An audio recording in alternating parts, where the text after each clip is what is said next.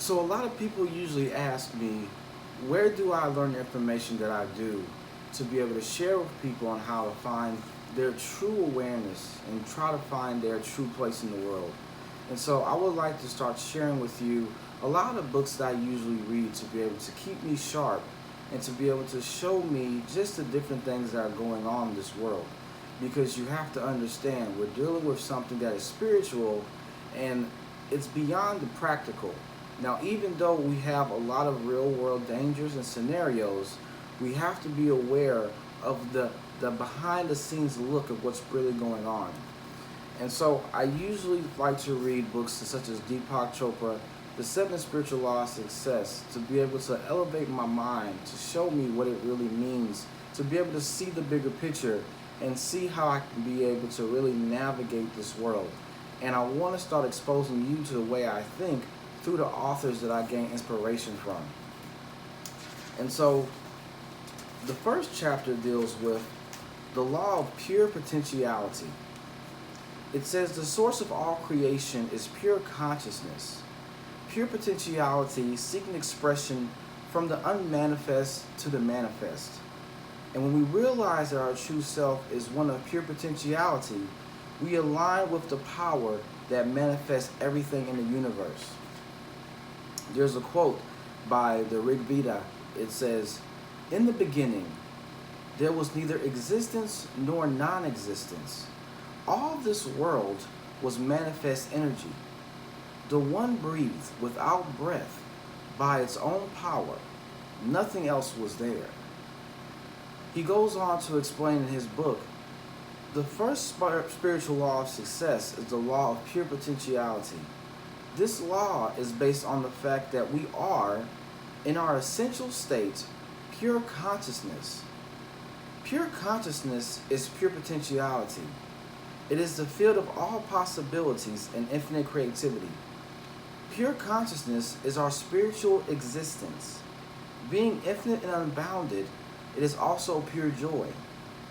Other attributes of consciousness are pure knowledge, infinite silence, perfect balance, invincibility, simplicity, and bliss.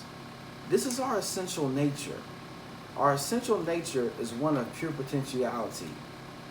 When you discover your essential nature and know who you really are, and that knowing itself is the ability to fulfill any dream you have, because you are the internal possibility, the immeasurable potential of all that was, is, and will be. The law of pure potentiality could also be called the law of unity, because underlying the infinite diversity of life is the unity of one all-pervasive spirit. This is no separation between you and this field of energy.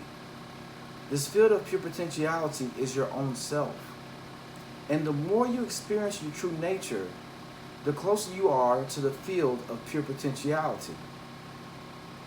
The experience of the self, or self-referral, means that our eternal reference point is our own spirit, and not the objects of our own experience. The opposite of self-referral is object referral. In object referral, we are always influenced by objects outside the self, which include situations, circumstances, people, and things. In object referral, we are constantly seeking the approval of others. Our thinking and our behavior are always anticipation of a response. It is therefore fear-based. In object referral, we also feel an intense need to control things. We feel an intense need for external power. The need for approval, the need to control things, and the need for external power are needs that are based on fear. This kind of power is not the power of pure potentiality, or the power of the self, or real power. When we experience the power of the self, there's an absence of fear. There is no compulsion to control, and no struggle for approval or external power. In object referral, your internal reference point is your ego. The ego, however, is not who you really are. The ego is your self-image. It is your social mask. It is the role that you're playing. Your social mask thrives on approval. It wants to control. And it is sustained by power because it lives in fear. Your true self, which is your spirit, your soul, is completely free of those things. It is immune to criticism. It is unfearful of any challenge, and it feels beneath no one. And yet, it is also humble and feels superior to no one, because it recognizes that everyone else is the same self, the same spirit in different disguises. That's the essential difference between object referral and self-referral. In self-referral, you experience your true being, which is unfearful of any challenge, has respect for all people, and feels beneath no one. Self-power is therefore true power. Power based on object referral, however, is false power. Being ego-based power, it lasts only as long as the object of reference is there. If you have a certain title, if you're the president of a country or the chairman of a corporation, or if you have a lot of money, the power you enjoy goes with the title, with the job, with the money. Ego-based power will only last as long as those things last. As soon as the title, the job, and the money go away, so does the power. Self-power, on the other hand, is permanent because it is based on the knowledge of the self. And there are certain characteristics of self-power. It draws people to you. And it also draws things that you want to you. It magnetizes people, situations, and circumstances to support your desires. This is also called support from the laws of nature. It is support of divinity. It is the support that comes from being in the state of grace. Your power is such that you enjoy a bond with people. You people enjoy a bond with you. Your power is that of bonding, a bonding that comes from true love. How can we apply the law of pure potentiality, the field of all possibilities, to our lives? If you want to enjoy the benefits of the field of pure potentiality, if you want to make full use of the creativity which is inherent in pure consciousness, then you have to have access to it. One way to access the field is through the daily practice of silence, meditation, and non-judgment. Spending time in nature will also give you access to the qualities inherent in the field: infinite creativity, freedom, and bliss. Practicing silence means making a commitment to take a certain amount of time to simplify, to be. Experiencing silence means periodically withdrawing from the activity of speech. It also means periodically withdrawing from such activities as watching television, listening to the radio, or reading a book.